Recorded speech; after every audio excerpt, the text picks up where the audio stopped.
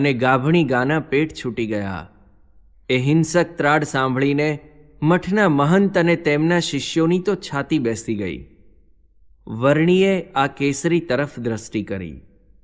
તે દ્રષ્ટિ ઝીલી નિશ્ચેતન બની સમાધિના દિવ્ય સુખનો અનુભવ કરતો કેસરી વર્ણીના પગ આગળ લપાઈને બેસી ગયો. નથી હાલતો કે નથી ચાલતો. પ્રસંગની ભયંકરતાથી ધ્રુજતા મહંતે બારીનું બારણું ખોલ્યું. તે અને તેમના શિષ્યો બારીની બહાર આશ્ચર્યવત જોઈ જ રહ્યા.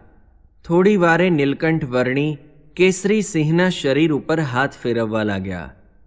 કેસરી આ સ્પર્શથી સમાધિમાંથી જાગ્રત થઈ સચેતન થઈ ગયો.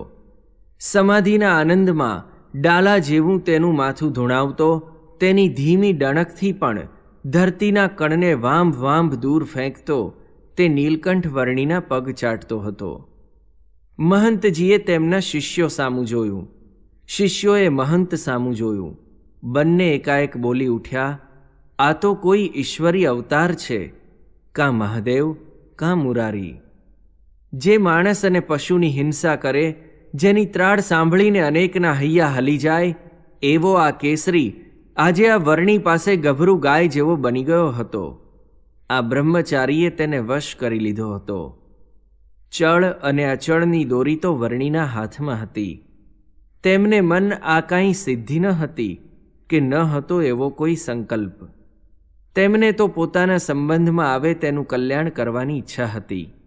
અને જોગાનું જોગ આજે આ કેસરી તેમની હડફેટમાં આવી ગયો.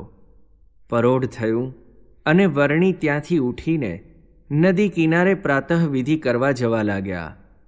કેસરી પણ ગાય જેમ પાછળ ચાલે તેમ વર્ણીની પાછળ પાછળ ચાલવા લાગ્યો. હજુ મોં સૂજણું થયું ન હતું, તેથી માણસોની અવરજવર નહોતી. વર્ણીએ નદી પાસે આવીને પાછળ આવતા કેસરીને કહ્યું, હવે તમારા માર્ગે ચાલ્યા જાઓ. અને તરત જ કેસરી શિર ઝુકાવીને સામેની જાળીમાં અદૃશ્ય થઈ ગયો. વર્ણીની પાછળ દૂર રહીને આવતા મહંતજીએ અને તેમના શિષ્યોએ આ જોયું. વર્ણી સ્નાન કરીને પૂજા વિધિ કરતા હતા તે વખતે મહંતજી ત્યાં આવ્યા. ગામના લોકો પણ વર્ણીના દર્શન કરવા આવ્યા. વર્ણી તો પૂજામાં મગ્ન હતા.